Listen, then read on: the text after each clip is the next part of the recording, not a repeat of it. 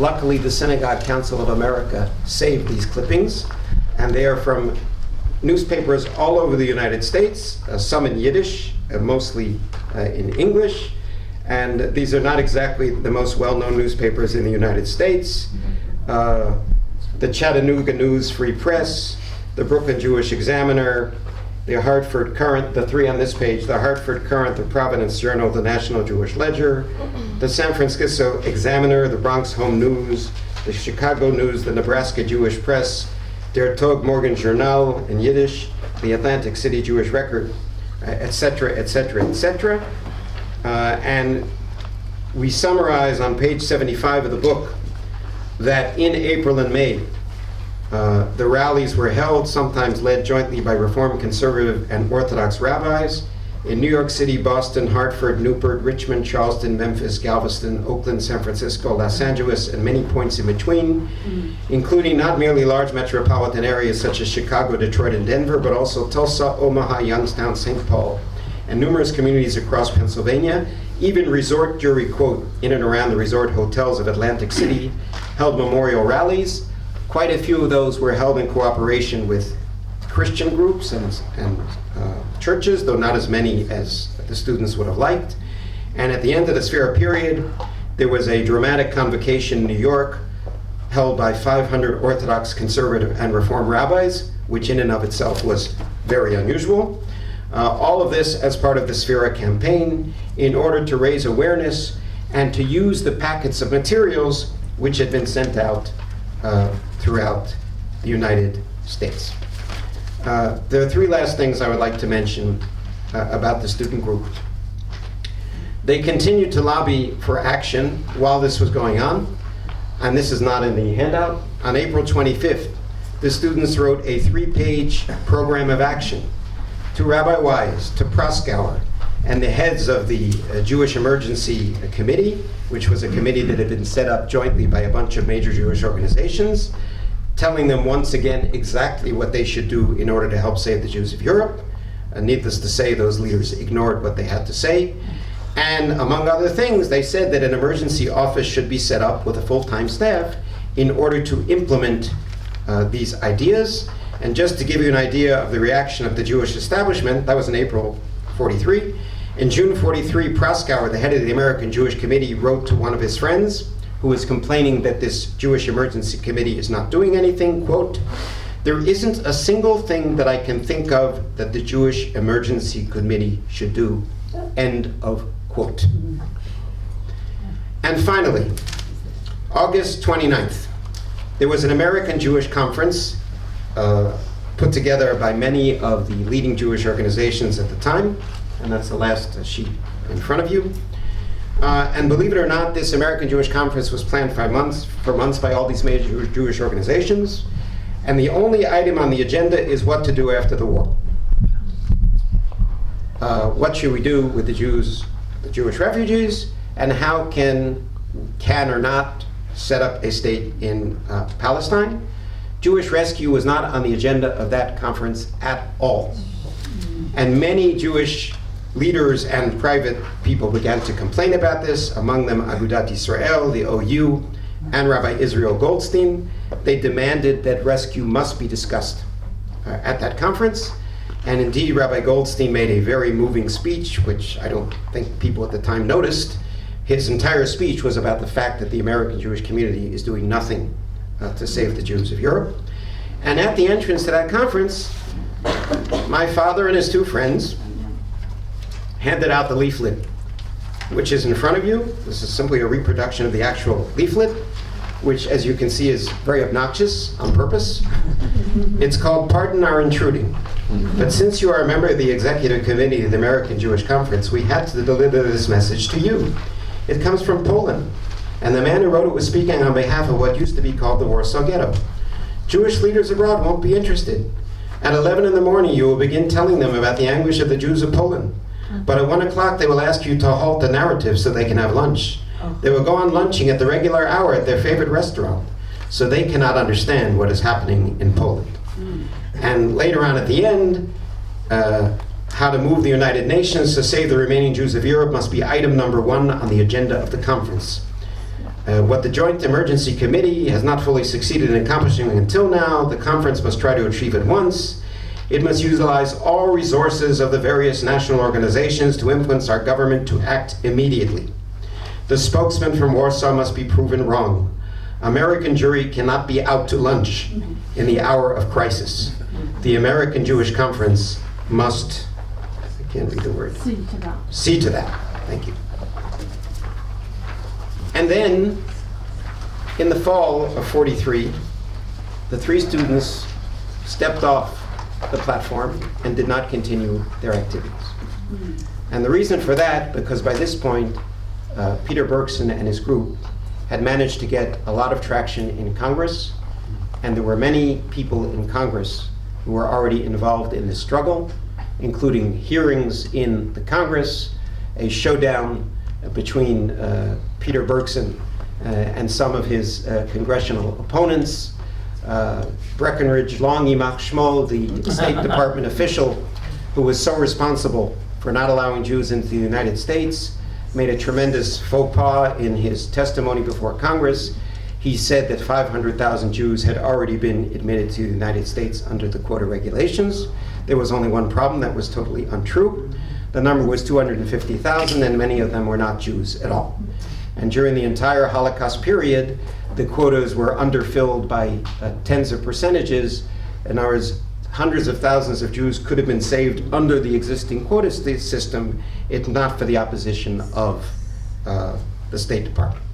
And in the final analysis, due to the congressional activities and due to the full-page ads by the Bergson Group, and due to a bunch of non-Jewish officials at the United States Department of the Treasury, they wrote up a memo. It was written up, ironically, on Christmas Eve 1943 by Josiah Dubois.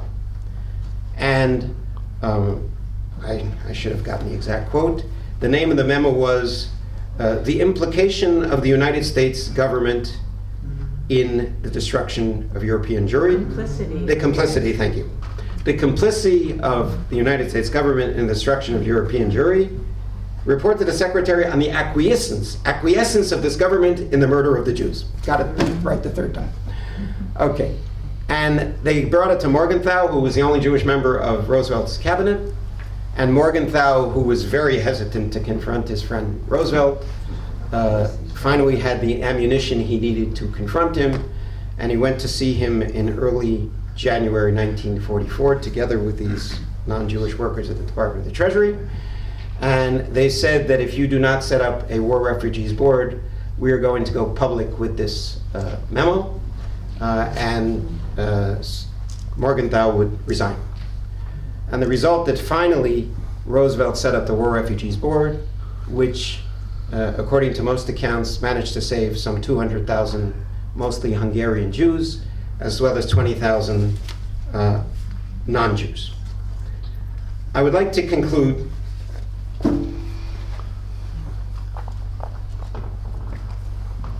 with this. When Rabbi Buddy Sachs passed away in Jerusalem in 2009, that's Noam's father, Noam found a copy of Haskell Lookstein's book, Were We Our Brother's Keeper, in his father's library. And this was a book which Rabbi Lookstein published, which has an entire chapter about these students and the article they published in March of '43. In that book, Rabbi Lookstein heaped lavish praise on the three young JTS students and their manifesto, Retribution is Not Enough. This is what my father, Noah Golinkin, wrote on the title page of the book. Dear Moshe,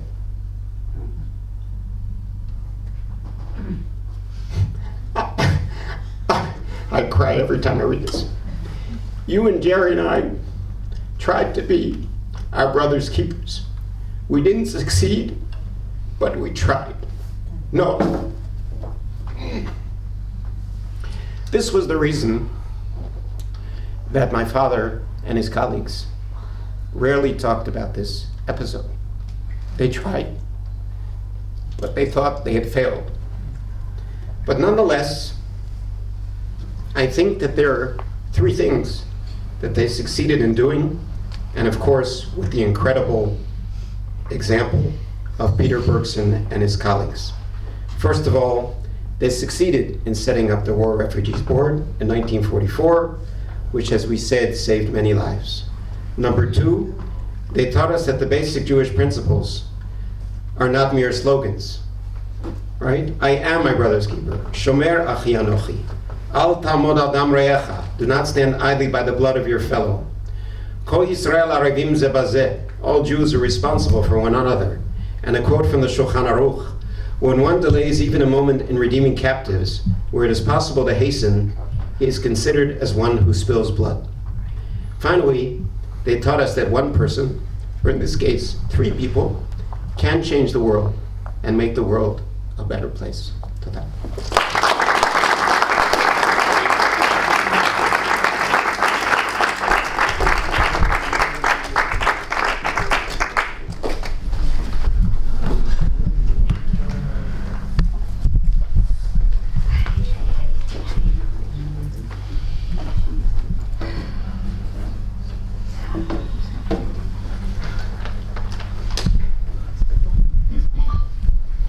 Hi. It's always a really huge honor to be invited to speak about my father. So I'm very honored to be here tonight. Thank you, Paul. Thank you to the Bergson Center. I suppose. A little louder. Yeah, I can speak louder. I also want to say, I mean, these two remarkable talks. So it's a big honor to come after these 2 remarkable talks. They both started with the same quote. And I can't say it in Yiddish because I don't know Yiddish, and I don't remember the exact quote in English. So I'll just say that I'm going to tell you a little bit about what I'm going to say before I start talking. But mainly to make the point that it's going to be a different talk than the 2 previous talks. And the focus of my talk is going to be about memory. And basically, I'll be trying to explore a question together with you, and that question is, why is it that probably, presumably, most of the people in this room didn't know a lot about Hillel Koch before they came to this talk? And I think that's an important question to explore. So I'm going to spend the time that I have exploring that question. I'd like to start my brief remarks with the last line of Rabbi Elkins' book. And I quote, "Hillel Koch stands out as a bright light in his remarkable efforts to save as many Jewish lives as he could. For that he will go down in history as one of the great heroes of the Jewish people." The great heroes of the Jewish people, and he'll go down in history. And so that line, when I read it, it resonated very deeply for me. And it reminded me of a story that I have for years used in the opening class of a seminar that I teach at Ben-Gurion University on the politics of Holocaust memory in Israel. And the story that I tell goes something like this. I say that when I was young and when I was growing up, at home, my father was a hero. He was a hero. He did amazing things during the war. He was brave, he was courageous, he was important. I heard stories. I met a lot of famous people. There were prints of Arthur Schick on the wall. The names of Ben Hecht and Marlon Brando and Kurt Weill and Guy Gillette and other important people were household names. I had never met them, but they were household names. My father was very charismatic. He was made of the material that heroes are made. He was important, or so I thought, as his daughter. But I also saw the anger and the sadness that spread over my father's face when he spoke about the past, which he did not do very much of. For him, history was history. What we need to be concerned with is the present and with the future. But then, outside of the home, and we leave our houses at times, increasingly as we get older, few, if any, people had heard of my father or of his activities during the Holocaust. Although many in Israel had heard of him as a member of the Irgun, as a figure involved in the establishment of the State of Israel, almost none had heard of his activities during the war. None of his efforts, not to mention his achievements.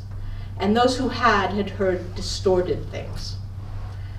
What people knew about the Holocaust and about the American Jewish community and the American Jewish leadership, and about the Holocaust in general, was that nothing could be done to save the Jews. And that if they were abandoned, to paraphrase David Wyman's book, The Abandonment of the Jews, if they were abandoned by the Goyim. They were abandoned by the non-Jewish leadership of the free world.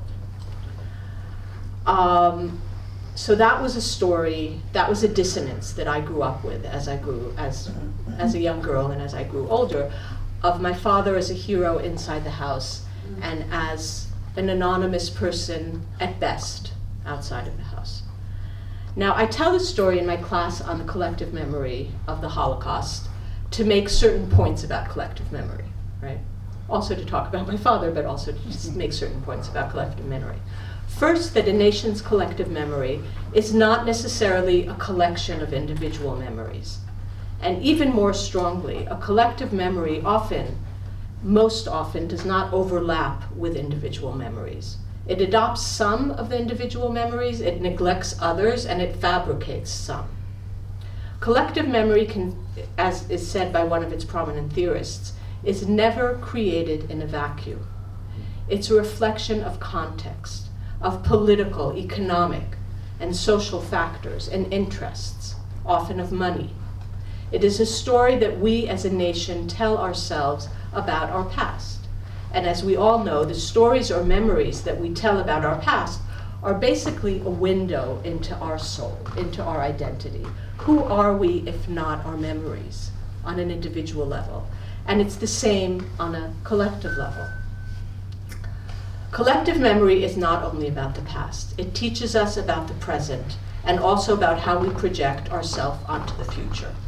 And this leads me to the second point, the reason that I tell this story in the beginning of my seminar. If we want to get to know ourselves, our nation, our society, who are we, it is important to think about what we choose to remember. Because it is a choice. It's a political choice. But it is equally important to think about what we choose to forget, because that is also a choice, and it is also a political choice. So in Rabbi Elkins' book, we learned much about what we should remember about Hillel Kook. But we do not really understand why we have chosen to forget this part of our story. Why is Hillel Kook neglected? Why is Rabbi Golinkin's father and the other two students, why are they neglected? I'm sure very few people in this room have heard about them. And these are the heroes we should learn about. Why are they neglected? Why are they written out of the narrative of our national history? And although as a daughter, I really should use this opportunity to celebrate what my father achieved. I am not a historian. We've had two of those here. I leave that to them. Like Elkin, like Wyman, like Medoff, and others. But I think it's important as a political scientist and as an Israeli, and of course as his daughter, to pause a moment and think about the absence of Kook from our national memory, the price we pay for this omission. What do we lose in our identity when people like Kook are not celebrated as heroes, are not commemorated or remembered? There is not a street named after him. There is not a hall named after him. He is not taught in the history books. He's not mentioned on the preparation to the Auschwitz trips. There's no plaque in Yad Vashem. So I'll be happy to talk about why, but I'd like to answer it in an inadvertent way in the next points that I'm going to make. I was asked by Paul to say something perhaps personal about my father, and you said I knew him better than anyone. I don't know if that's true. I doubt that. So the second part of my remarks, I will address how my father himself looked at the past, at his actions, and at the memory of his past. And here I'd like again to make two short points. The first is that my father disliked categories, and he himself defied categorization. There were fewer things that riled him more than the reference to him as a revisionist. He was not a revisionist, he claimed. He never belonged to the party and never identified with its ideology. He was an irgunist and a follower of Jabotinsky. The nuances of these distinctions escaped many, but to him they were critical. He was neither left-wing nor right-wing. He was a territorial maximalist. He believed that both banks of the Jordan were part of our historical and political legacy, but he was in favor of territorial compromise, and he ridiculed those who thought territory was sacred. He was a nationalist with his whole essence. He devoted himself to the establishment and then the saving of his nation. He saw the Irgun as a national liberation movement, and he identified the main barrier to the savior of Jews during the Holocaust to the fact that they lacked a state for their nation. However, he was also a liberal with his whole essence. He was probably a liberal by natural sentiment, but he was deeply influenced by his years in the United States, and it was there that he adopted and developed his political worldview. For him, society was a collection of equal individuals, and it was the welfare of the individual that mattered, that stood at the center of politics and society. Hence his activity during the Holocaust, hence his anger at the inability of the Jewish leadership to act on the part of individuals. And the individual and his or her freedom were sacred, not territory.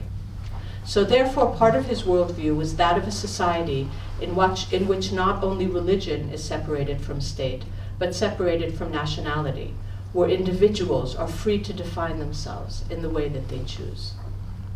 And since neither history nor politics are keen on people who defy categories, Hillel Koch has been forgotten, both by the left and the right. The second point, not final, two more, I will make is that he thought for the entirety of his life that the real abandonment of the Jews during World War II was by their own leadership. That blinded by pettiness, by status, by ego, by generation, as Lincoln said, but more importantly, by the confusion in the definition of identity, of who constitutes a Hebrew and who constitutes a Jewish American. They failed their own brethren. And until the Israeli and Jewish leadership today recognizes this and repents and engages in a tikkun, that Israel as a nation state is doomed to repeat the errors of its historical legacy.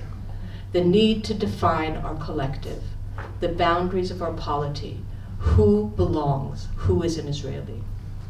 Part of this tikkun for him was to recalculate the path of the state, to write a constitution which would determine the basic issues regarding Israel's identity as a liberal democratic state. The third and final point has to do, and I'm sorry, Paul, with today's elections, with Israel's elections. I'm so sorry. But my father was a man of politics, and true to my identity as his daughter, I think that it really cannot be ignored. You have special issue. Thanks.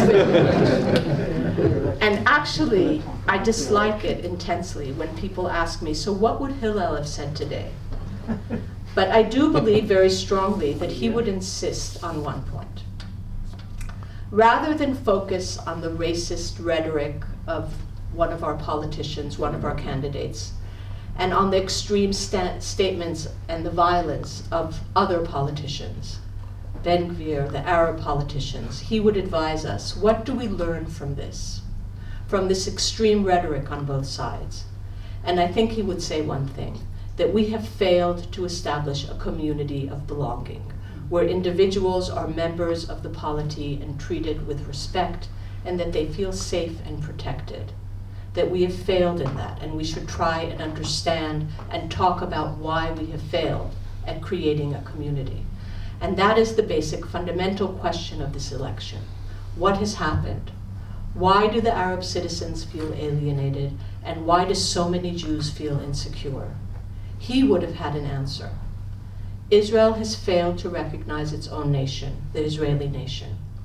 But there can be other answers, and I am certain that he would urge us to engage in that discourse on fundamentals, on identity, on purpose.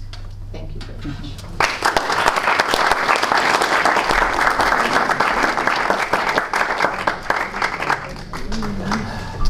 Okay. So we've heard three really quite remarkable talks, each in their different ways enlightening us, and I think giving us, each one on its own, I think, would give all of us a lot to think about. We don't have a huge amount of time left, but I do want to go, so I'm going to skip whatever questions I had, and I'd written down a few, but I'm going to go straight to questions from the audience because you guys are all here and you deserve to have the opportunity to ask the questions. So there's one hand already up. I'm going to repeat the questions that are asked for the sake of our Zoom viewers who may not be able to hear the questions. So. Okay, I just have a question. I loved all three of your talks, really just wonderful. But when I was listening to all three of you, I was wondering the analogy of the existence and an existential threat against the Jews back then was the Holocaust and Hitler and the Nazis and the extermination of the Jews. Today it seems that one of our most existential threats is the threat of Iran. And again, it goes back to the United States and U.S. government policies vis-a-vis the Iranian nuclear program. Who are the three students? Who's the Bergman today helping Israel with the existential threats? Okay, so just before we go to answers, the question was how we think about today's existential threat. If before it was the Holocaust today, the gentleman suggests it's Iran, and who are the three students or the Peter Bergsons of today raising that alarm? Who would like to? Well, I think that one of the good lessons that the American Jews learned from the Holocaust is not to sit silently and do nothing. There is a reason we called this book The Student Struggle Against the Holocaust. You've all heard of Student Struggle for Soviet Jewry. The people who founded the Student Struggle for Soviet Jewry in the 1960s, who were young students then, said that they don't want to repeat the mistakes of the Holocaust. We have to save the Jews of Russia. So I think that in general, and obviously this is just generality, in general I think the American Jewish community has learned the lesson. And that is why there is AIPAC and all sorts of other advocacy organizations who are involved in trying to influence American policy. Do they always succeed? No, of course not. But they're very much aware of the Iranian threat, and they're doing whatever they can in order to move things in the right direction. Of course, nobody knows what the right direction is.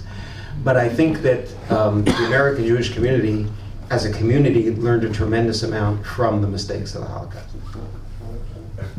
Let me just add that the student struggle for Soviet Jewry, one of the leaders was Glenn Richter, and he wrote me an email saying that what he learned was largely from Peter Bergson. Wow. And the student struggle for Soviet Jewry had full-page ads and marches and all kinds of things which were unheard of in the 40s. But Hillel Koch started them, and they were followed by Student Struggle for Soviet Jewry and as Rabbi Elkins said, AIPAC and all the other organizations. They came after.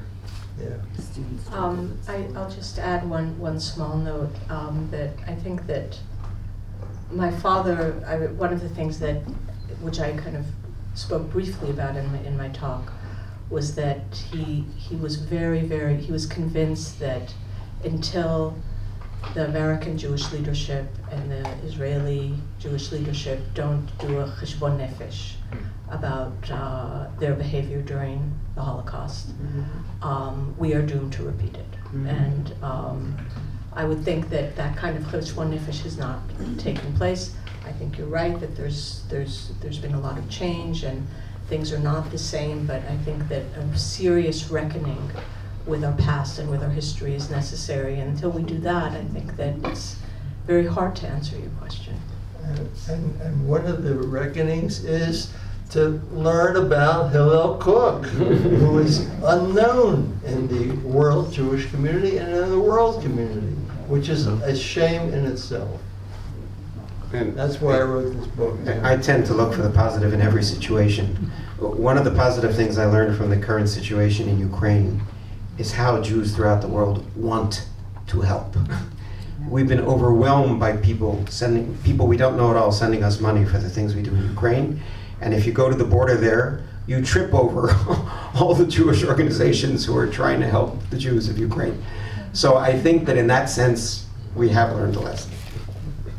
Great, thank you. Yes, question.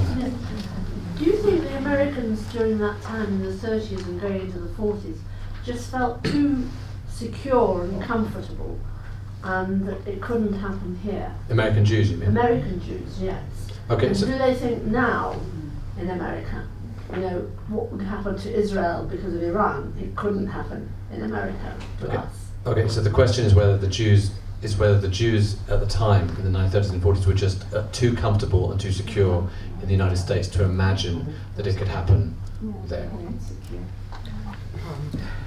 Yeah, I don't think that was the case. I think that there's also a lot of there's research that's done, and I think that Jews did not feel secure enough. There was anti-Semitism, there was fear, but I think that really wasn't the issue. I don't think that was the issue. My father used to have this. I mean, he was incredibly articulate, and he used to say that if there's a fire and you go to save the people in the house and it's burning, do you say, come and save me and take me to the Waldorf Astoria, or come and save me? That it wasn't sorry, that story wasn't relevant to what I wanted to make another point. It wasn't the rank and file of American Jewry that was apathetic. There wasn't a family in the American Jewish community who didn't have a relative in Europe, and they cared deeply about what was happening in Europe. It was the leadership that was at fault, and that was the problem. It wasn't that they felt secure or insecure. It was the leadership who failed them. Right. Well, we bring a lot of evidence in this book, that there was a lot of anti-Semitism in the 1930s in the United States. The most famous example is Father Coughlin, who had a radio program which was listened to by 12 million people every week, who was rapidly anti-Semitic. And also, every poll showed that some 70% of Americans were opposed to bringing in immigrants, especially Jewish immigrants. So the feeling of hesitation or fear of American Jews was not matzutz mina etzba. I mean, it was based on something. They did not feel secure. Right, but that wasn't the reason that the leadership didn't act. Right. Okay. I'll come to you. Yes. Okay. Hi, this is a question for Dr. Belonkin. Do you feel that this complacency, really has happened because the Jews in America have prospered and have always felt safe? And I think that is even continuing today with the controversy over, for example, Kanye West, and that people are not willing to stand up and say that he's anti-Semitic and he has to be shut down. And also, I wanted to know if the Homeland program that was passed in January 2004, if that also included the Jews that were brought in to Upper New York State that Ruth Gruber explained. Oswego. Yeah. Okay. So there was a question. Part of it was similar to the previous question, but it was relating also to the contemporary issues and the very contemporary issue of Kanye West and in his anti-Semitic remarks. And the question is whether American Jews are actually not responding or not willing to stand up against contemporary anti-Semitism in that way. Any experts on Kanye West?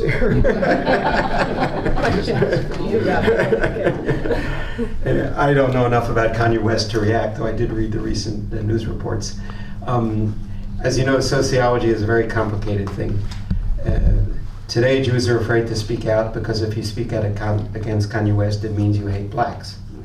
So it's a totally different issue, but you can't defend yourself because of political correctness or woke and so on and so forth. So it's a very different situation than all those years ago.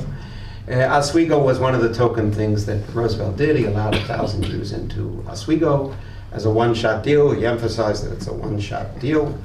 But the War Refugees Board saved over 200,000 Jews, which had nothing to do with Oswego. Yes. Rabbi Dov, your talk was really fascinating. And I'm curious to know if your father and Becky's father knew each other. And I'm also more interested in were there interactions between the two groups and how did they relate to each other? Did they collaborate? Did they Not collaborate. Okay, it's a great question. This is a question as to whether Rabbi Dov Elkins' father knew Becky's father, and if there was collaboration between the two groups, between the student group and Peter Bergson's group. Yeah. Well, unfortunately, I never asked my father that question. Maybe my older brother knows, Cantor Abe Lincoln, who's on Zoom. And Noam, do you know if our fathers knew Peter Bergson personally? I don't know. I mean, they clearly were very much aware of what he was doing. And what my father says here in the book is that the reason in the fall of '43 they did not continue their activities is because they saw that Peter Bergson was succeeding in Washington, getting the government to move. So they were very much following what he was doing. But as I said, the main difference was that Peter Bergson worked outside of the organized Jewish community, and they were trying to work within the organized Jewish community. It's actually, it really struck me when I read those pages how the rhetoric was very similar.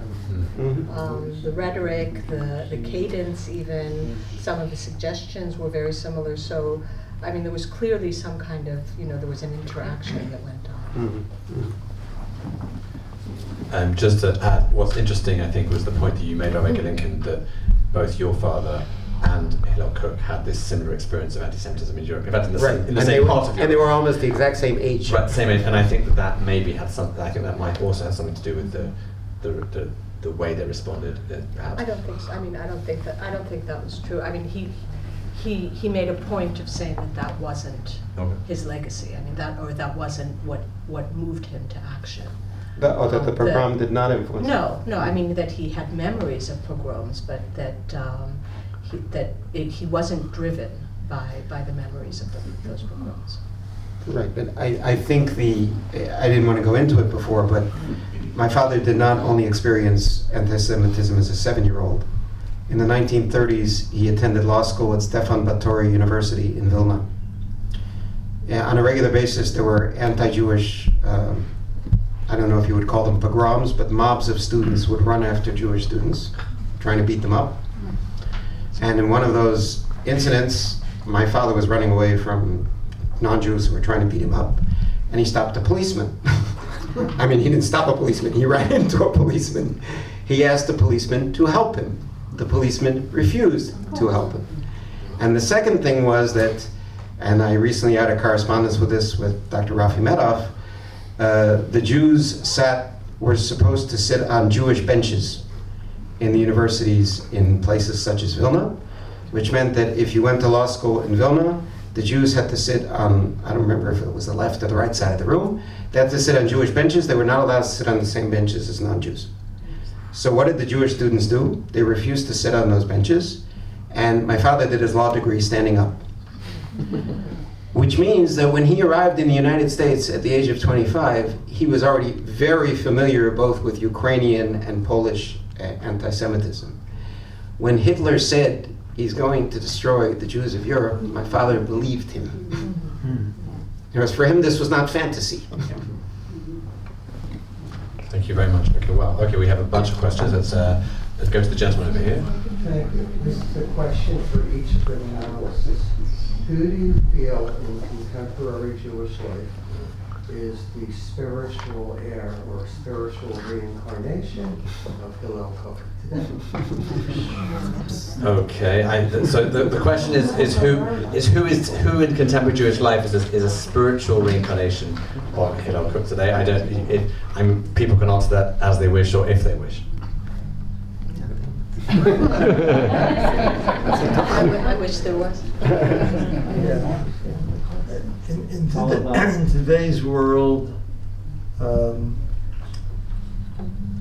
it's organizations. We're over-organized today. There are 1,000 Jewish organizations duplicating each other's work, but there's no Hillel Cook that anybody would be able to point out. He was sui generis in his time. And that's why I wrote this book, because more people should know about it. I think though that, I think it's probably more productive to gear the conversation away from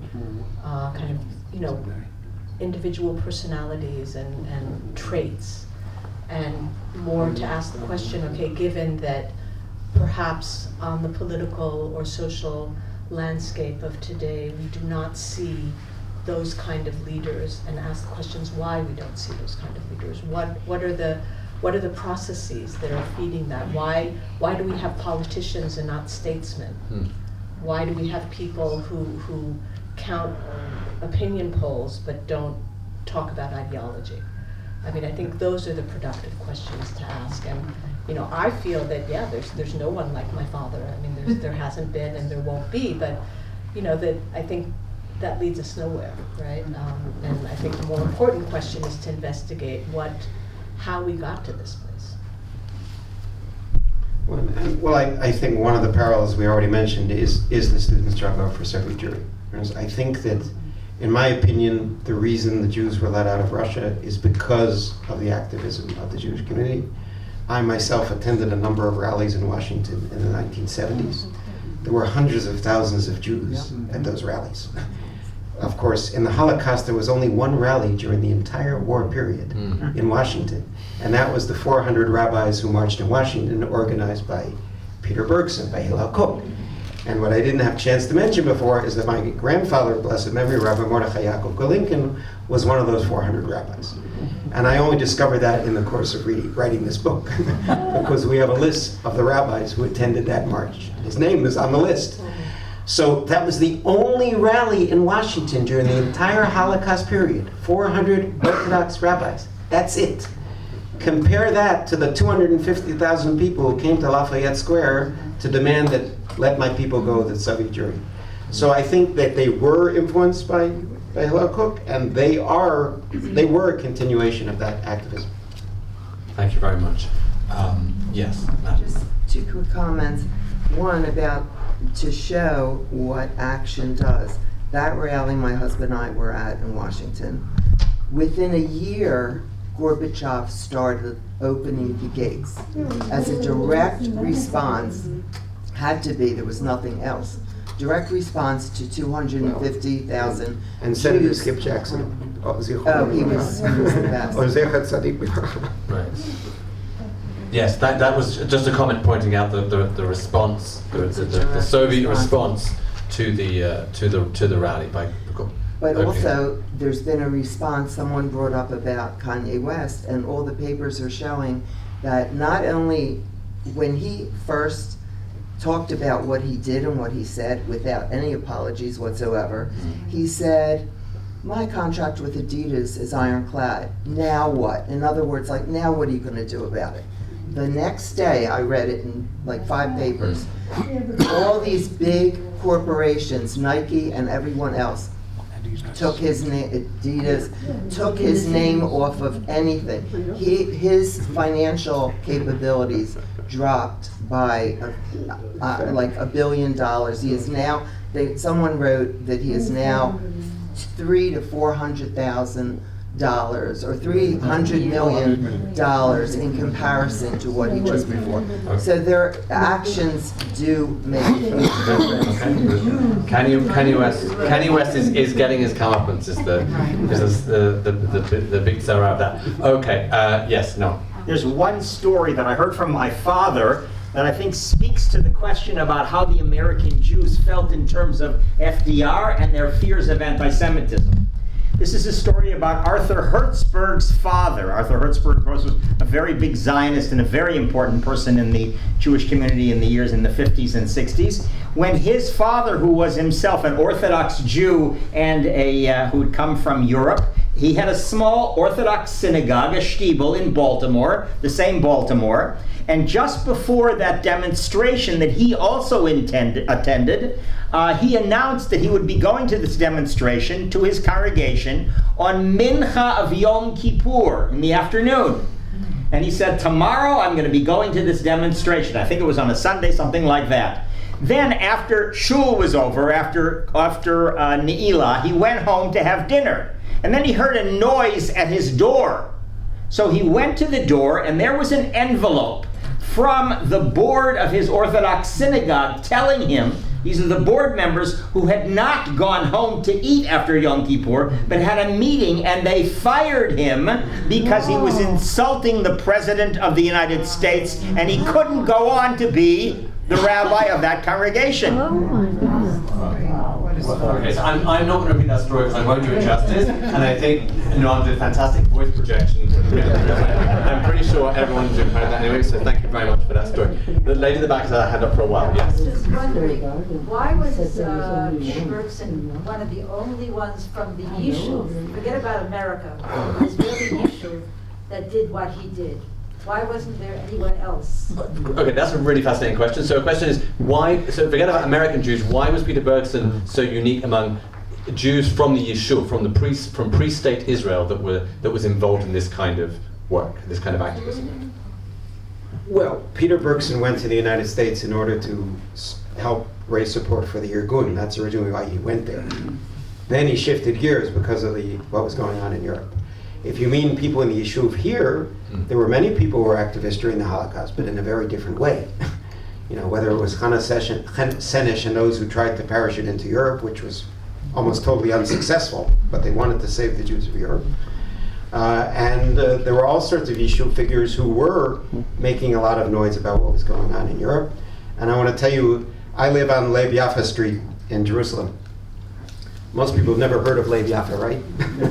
Well, there's one very important thing he did during the Holocaust. He arrives in the United States in June, July 1943, when all of this is going on. And they were having a meeting, they would have a meeting every 2 months of the Jewish Emergency Committee of all the organizations to save the Jews of Europe. Every 2 months they had a meeting. So he attended the meeting on July 15th, and he gives a Musser Schmooze, if you'll excuse the expression. He gives a big resounding speech to the people sitting there saying, why are you sitting here and doing nothing? You should be out in the streets protesting. And Rabbi Meir Bar-Ilan, Rabbi Meir Berlin was at the same meeting. They were visiting the United States at the same time. And they both gave the exact same message. What are you doing here having a meeting? You should be out in the streets protesting. So these Palestinian Jews, like Peter Bergson, understood what was going on and said, do something. Yeah, but I think that the question of the leadership of the Yishuv during the Holocaust is an important question. And it's a complicated question, and it's a question that most people are very afraid to deal with. It's true that Peter Bergson and his colleagues in the committee operated in the United States, and they were actually sent to the United States by Jabotinsky to raise support for the idea of a Jewish army. And I think that one of the answers, or perhaps one direction that might be helpful in thinking about what happened to the Yishuv during the Holocaust, is that it was the Jabotinsky branch of Zionism that was activist in that sense, and that from the early 1930s thought that saving the Jews of Europe was the highest priority, and that it trumped any other Zionist priority. One of the reasons, I think Elkins writes about it in his book, one of the reasons that Wise and his cohorts opposed the rescue resolution that they brought to Congress was that they failed to mention Palestine in the rescue resolution. And I think that one of the factors that contributed to the, not quiescence, but to the passivity of the Jewish leadership in the Yishuv during the Holocaust was the influence of the labor movement and Mapai in that sense. And that it had a much more complex attitude towards saving the Jews. I'd be doing. I wouldn't be doing my job properly as an employer of the Begin Center if I didn't point out that to sort of second the point that Becky makes, and that Jabotinsky, of course, died in the United States while he was in America, giving the same message that he'd been giving to the Jews of Europe, which was, get out. This is, you do not ignore the signs. He came with this very apocalyptic message, before the final solution had been, before the decision, the final solution had been made at the Wannsee conference, and he knew that, and I recommend if anyone hasn't read it, his speech on, I think it was on Tisha B'Av in 1938 in Poland, where he says to the Jews, you know, I've been telling you for a few years now, and you've been ignoring me. But the end is coming, and you're ignoring it, and this is not going to end well. So I think, and he gave the same talks in America, and perhaps from what we know now, and what we've heard tonight, it didn't go down so well with American Jews. Okay, yeah, I think one last question, because we